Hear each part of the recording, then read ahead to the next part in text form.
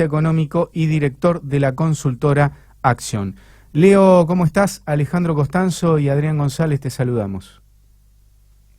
¿Qué tal? Buenas tardes. ¿Cómo andan? Gracias por el llamado. No, bueno, gracias por atendernos. Contanos, ¿cómo estás analizando el manejo de la deuda, esta oferta, contraoferta y ahora la nueva oferta que va a realizar el gobierno, ¿no? Bueno, en principio esto de que haya oferta, contraoferta y demás tiene que ver con la propia dinámica de cualquier tipo de negociación. En general, aquellos que no formamos parte de la cocina, digamos, no tenemos muchos argumentos o no teníamos, mejor dicho, muchos argumentos para analizar cómo venía en sí la situación. Pero sí había dos indicadores muy claritos al respecto, dos termómetros, si se quiere, muy claritos al respecto. Uno, el riesgo país, que desde hace 30 días viene en una dinámica de caída, lo cual es muy positivo. A ver, está muy alto, ¿no? Todavía, pero digo, Sí. como indicador, como termómetro, venía quebrando hacia abajo. Y el otro, que es incontrastable también, son los bonos argentinos, que en el último mes levantaron un 30% su valor. En ese sentido, uno puede decir que la cosa venía encaminándose y efectivamente, cuando el gobierno decide posponer o seguir negociando y los acreedores aceptan esta continuidad, uno puede entender, puede suponer que la cosa de alguna manera, si bien no está terminada, se encamina a que Argentina pueda tener un acuerdo. Bien, hubo señales claras esta semana con respecto a eso, a esto último que decís, que tiene que ver con el mayor acreedor del 25% del paquete, un grupo inversor muy grande a nivel internacional, le pidió a otros que negocien con la Argentina, y también el Fondo Monetario diciendo casi esto mismo que decís vos, que está encaminado, que va bien y que, bueno, la idea es que se va a llegar a un acuerdo. Sí, inclusive, más allá de... Sí, perdón.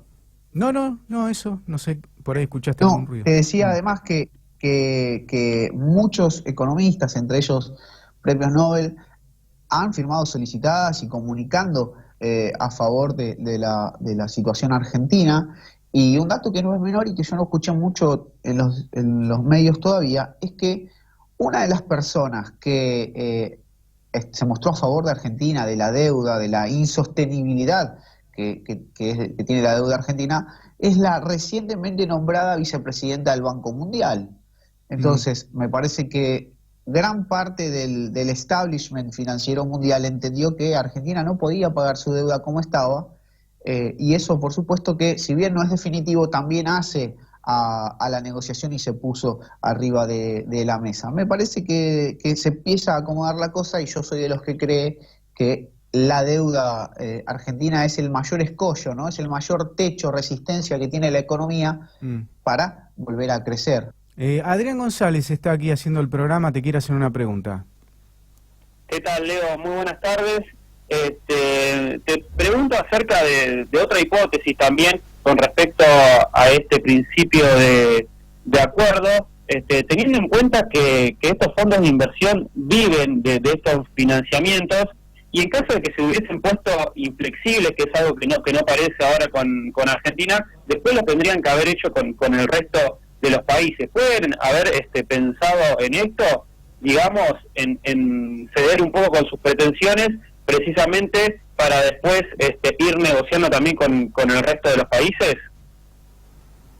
Adrián, es muy importante lo que decís, porque primero, a ningún acreedor le conviene, más allá de cuál sea el desenlace después, a ningún acreedor le conviene que no le paguen, ¿no? Digamos, eso como primer pensamiento. El segundo, para acompañar lo que vos decías, Argentina es el primero, o era el primero, de 40 países que podían entrar en default.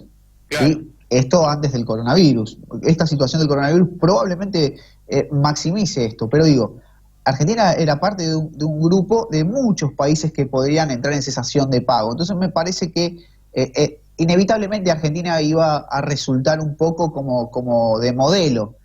Sobre todo, además, no por ser el primero, sino por la cantidad de la deuda argentina, que es, hay que recordar, por ejemplo, que si bien no tiene que ver con esta negociación, el préstamo más grande de la historia del FMI se lo dio a la Argentina. Sí, Entonces, claro. sin duda que también nuestro país iba a ser un parámetro en función de las futuras negociaciones de otros países. Sí, y me parece que ahí está también un escollo que tiene que ver con qué condiciones se los dio y con qué marco regulatorio, sin respetar los marcos regulatorios del Fondo Monetario, ¿no? Y todo esto suma a poner al Fondo Monetario como un organismo que ha generado una deuda impagable y no ha controlado nada, ¿no? Con lo cual, digo, esto también alienta a que el organismo apoye a la Argentina para que logre un acuerdo. Pero acá hay, los acuerdos de estos son números, es plata. Y lo que trasciende es que Sí. BlackRock, que es el grupo más grande, el que pide que arreglen a los otros, estaba pidiendo un 70% de cada 100 nominales, de cada 100 dólares nominales. Y ahora trasciende que aceptaría tal vez llegar a un 55%. Sí, definitivamente. A ver, para poner en perspectiva lo que decís, ¿no? ¿Cuán grande es BlackRock? Bueno, 16 PBI argentinos. Mm. Quiero decir, y Argentina es un país del G20, digamos, es un país grande, importante. Bueno, BlackRock son 16 argentinas. Ese es el nivel de presión que generan estos tipos.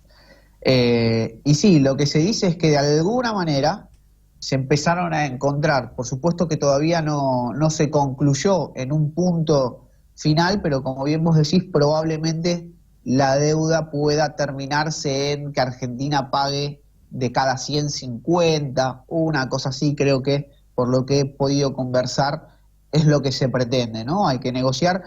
La ley le dice al ministro de Economía que tiene que conseguir 3 de las siguientes de los siguientes pilares: o quita de capital, Sí. quita de intereses o alargar los plazos. Bueno, Argentina Bien. fue por los 3 y creo que va a mantener eso. La propuesta inicial de Argentina era pagar de acá a 3 años con una muy importante quita de intereses y no tanta, por ahí si se quiere, de capital. Bueno, esas son las 3 cosas que están en juego de acá al 2 de junio. Bueno, veremos qué pasa. Por lo pronto vemos que hay un eje de diálogo y de arreglo, y esto es bueno, más allá de que haya algunos grupos internos o propios, ¿no?, de la República Argentina que no quieran que esto suceda. Pero eso lo analizaremos en otro momento, Leo. Te agradecemos mucho, ¿eh? Sí, gracias por el llamado, a disposición. Bueno, hasta otro momento. Leo Anzalone, analista económico, pasó aquí por Te la Debo.